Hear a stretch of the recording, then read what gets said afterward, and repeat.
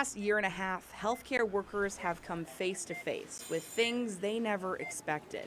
That includes Alyssa Frick, an ICU nurse in Duluth. She started her nursing journey on the front lines of COVID-19. So I had graduated in May of 2020, and that's when COVID was really hitting. At that time, there was a lot of questions still unanswered. What was COVID? How do you treat it? And what are the long-term effects? It was a lot for any nurse to handle, especially right out of school. Even senior nurses that have been there for years were dealing with the same struggles that we were dealing with. So it was very overwhelming, very emotional, very stressful. It was a lot. As training concluded, Alyssa found herself in the thick of the pandemic. She looked around the ICU and all she saw was COVID with no end in sight. Going into work every day knowing this is what I'm going to do, this is what I'm going to see. Seeing patients in there for months on end, knowing the outcome majority of the time was really hard. Nurses became family to patients, offering support when visitors weren't allowed. Family could talk to them on the phone. The patients wouldn't respond. I mean, they couldn't.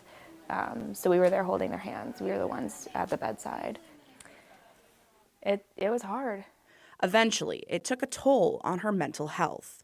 I know my family had really seen a change in me mentally, and my friends, they told me, like, you're just not you. You're not the same. You just seem different.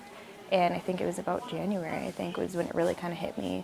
And I'm like, this is awful. This is really kind of all set in for me. And I started seeing someone for my mental health, and I just had to be like an advocate for myself because I wasn't okay. Katie Erickson with Duluth Counseling Center says they have seen an uptick in healthcare workers coming through their doors. So that stress just day after day after day can create a lot of health issues. It is a stressful job at any time being an ICU nurse or doctor, but when there's no relief, they're not getting a break, and they haven't had a break.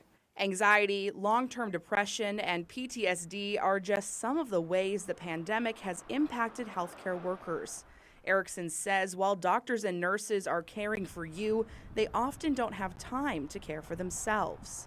Could they make time when they're working 3 shifts a day or for 3 people? You're exhausted. And the last thing you're going to do is cut into your sleep, which is something you need to be in good mental health. Alyssa says she is glad she put the same care into herself as she does her patients. And when ICU beds started filling again, it made a difference. And I know I have help, I have resources, I can do it, but it's still kind of looming over you all the time. It's like there's really not an end in sight.